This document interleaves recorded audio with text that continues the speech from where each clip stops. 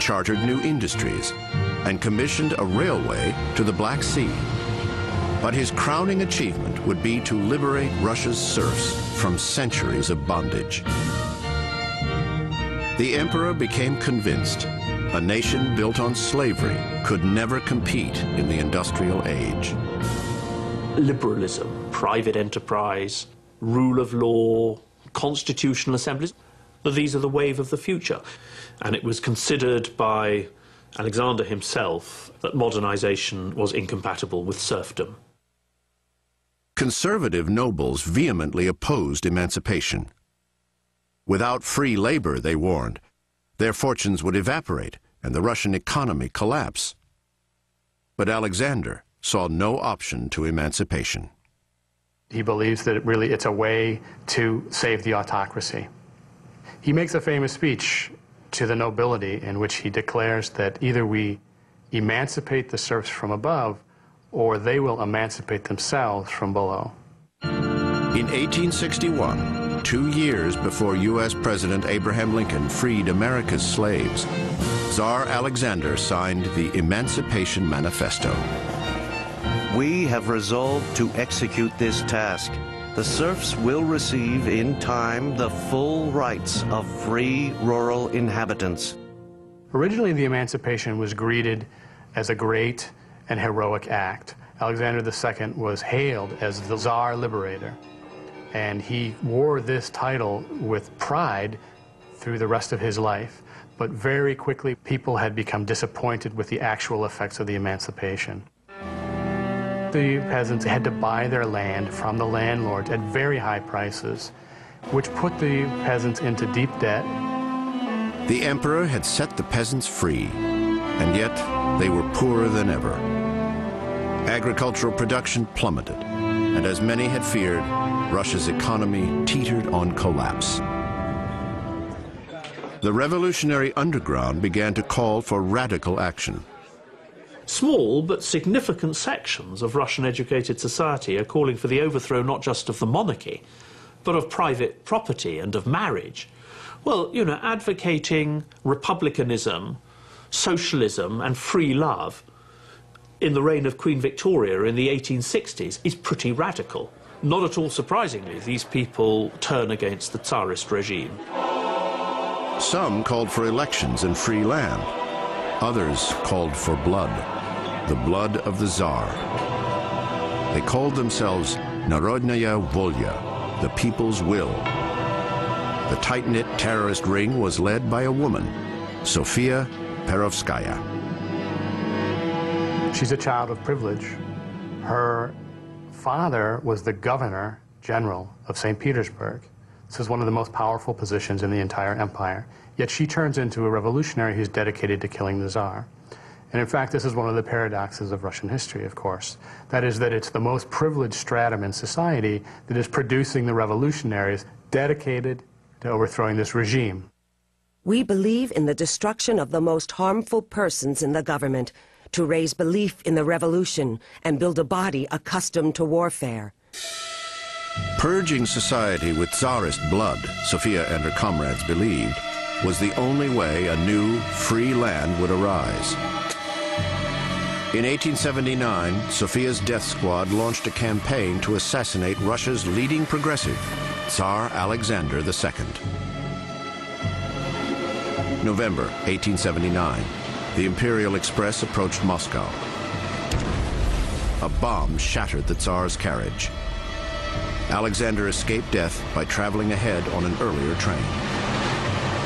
February 1880.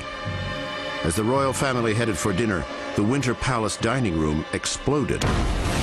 Dozens of servants and guards were maimed and killed. Despite devoting his reign to reform, the Tsar found himself hunted by assassins. Am I a wild beast that they should hound me to death? Can you imagine someone going into the White House and blowing up, setting off a bomb that kills 13 people? This would have been the psychological effect that this had on the Tsar's family and on really all of society and public opinion. A rumor that Alexander was on the way could clear the streets of bystanders or empty a theater. Yet despite the terror campaign, the emperor still championed reform. He announced plans for a new legislative council. For the first time in Russian history, a Tsar proposed to share his power. Sunday, March 1st, 1881. Tsar Alexander II planned to publish his proposed balance of power with his new legislature on Tuesday morning. In 48 hours, Russia would be on the long road to parliamentary rule. But for the terrorists of the Narodnaya Volya, reform could only start with the death of the Tsar. Sofia Perovskaya and her comrades had staked out the route Alexander took to the palace that Sunday afternoon.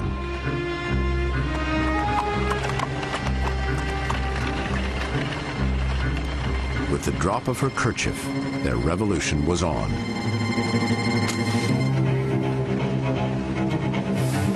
Failure had taught the assassins the Tsar might escape one suicide bomber. Sofia brought 4. And one of the revolutionaries throws a grenade, and it explodes, but the Tsar's carriage is actually bulletproof. It was a gift from Napoleon III of France. It protected the Tsar, but then the Tsar made a fatal mistake.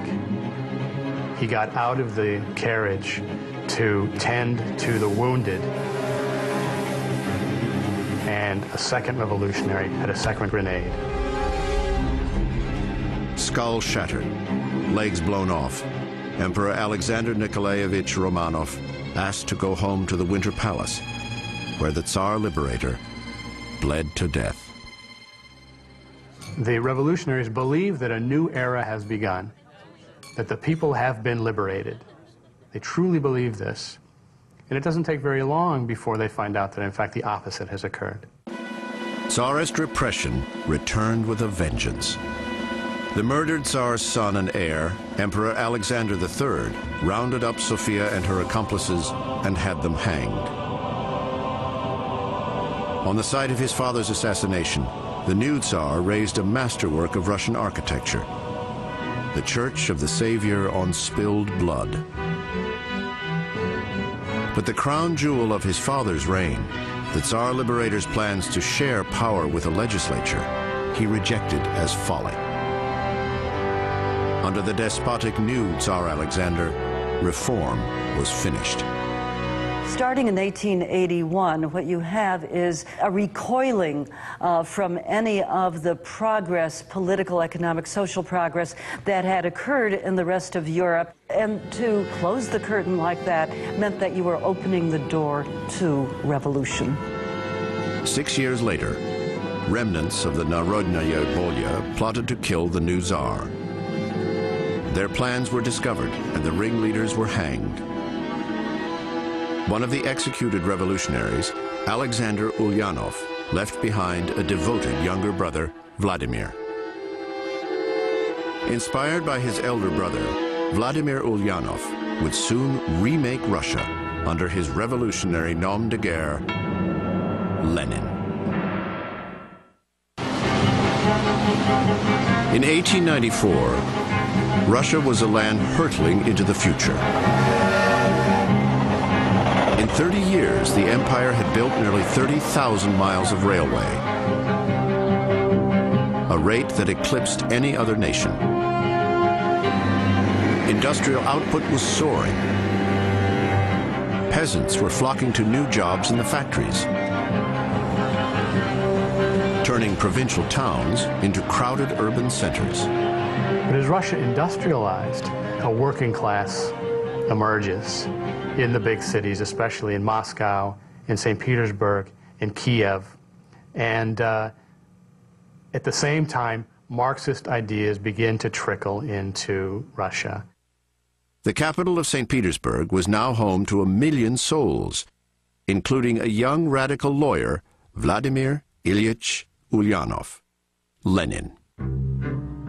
Like many revolutionaries, Vladimir Ulyanov was a child of Russia's educated elite, the son of a provincial school superintendent. His brother's execution for revolutionary crimes propelled Lenin into the radical struggle. In 1893, he came to St. Petersburg